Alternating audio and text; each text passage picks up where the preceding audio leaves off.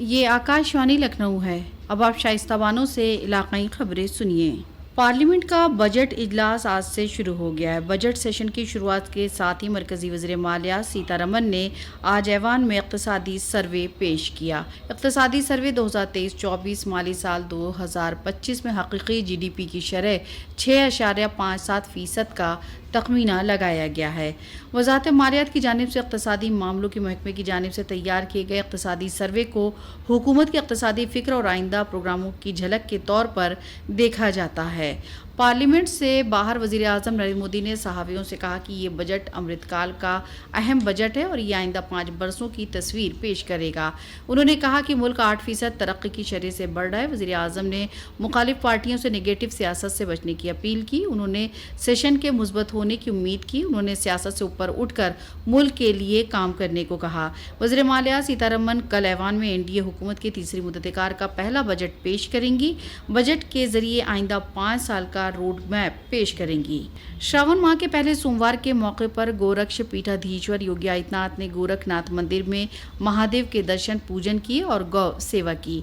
दरियासना वज़ीर आला योगी आदित्यनाथ ने जनता दर्शन में आए करीब 300 लोगों की परेशानियां सुनी और उनके तस्फिये के लिए अफसरान को अहकाम दिए। वज़ीर आला ने लोगों को यकीन दहानी कराई कि उनके रहते किसी को फिक्र की ज़रूरत नहीं है। सालाना कावड़ यात्रा की शुरुआत आज से हो गई है। श्रावण माह में होने वाली इस यात्रा के दौरान बड़ी तादाद में अकीदतमंद पाक गंगा जल लेने उत्तराखंड में हरिद्वार, गौमुख और गंगोत्री जाते हैं। उत्तराखंड और उत्तर प्रदेश हुकूमत ने कावड़ यात्रा के लिए वसी इंतजाम किए हैं। हरिद्वार इंतजामिया का अंदाजा है कि इस मरतबा कावड़ मेले में 5 करोड़ अकीदतमंद आ सकते हैं। कावड़ यात्रा के लिए ट्रैफिक इंतजाम में तब्दीली की गई है। सहारनपुर में अम्बाला रोड और देहरादून का कावड़ रोड पर कल रात 12 बजे से बैरिकेडिंग करा दी गई। शहर के अंदर बड़ी गाड़ियों की आमदोरफ्त बंद कर दी गई है। दूसरी जानिब लखनऊ गोंडा बहराइच हाईवे पर भी कल रात से रूट डाइवर्ट कर दिया गया है। इस साल सावन माह की शुरुआत सोमवार से हो रही है, इसलिए इस बार 5 सोमवार होंगे। ऐसा 70 सालों के बाद हो रहा है।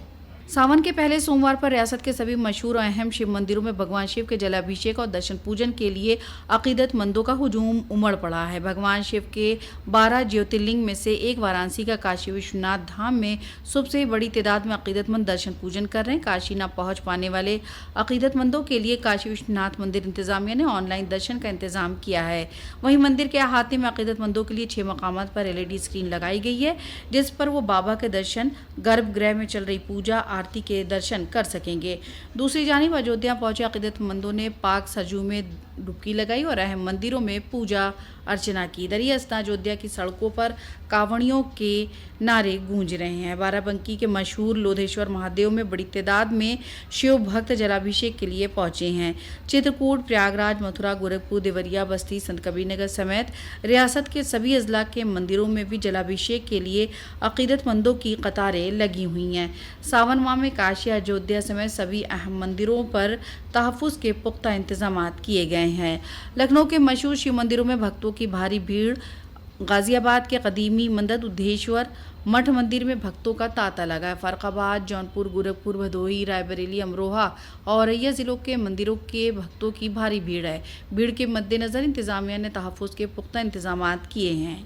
ज़िला रामपुर के मिलक में भैरव बाबा मंदिर के पास लसूब साहिबाबाद डिपो और एक प्राइवेट बस के तसादुम में 4 मुसाफिरों की मौत हो गई और 60 दीगर जख्मी हो गए। लखनऊ से दिल्ली जा रही साहिबाबाद डिपो प्राइवेट बस के हरिद्वार से श्रावस्ती जा रही एक निजी बस से टक्कर हो गई। हादसे के बाद जख्मियों को पुलिस ने एम्बुलेंस से दोनों बसों के जख्मियों को जिला अस्पताल में भेजा, जबकि 18 मुसाफिरों को मिलक के अस्पताल में दाखिल कराया गया। जिला मजिस्ट्रेट और SP ने मौके पर पहुंचकर मुआयना किया।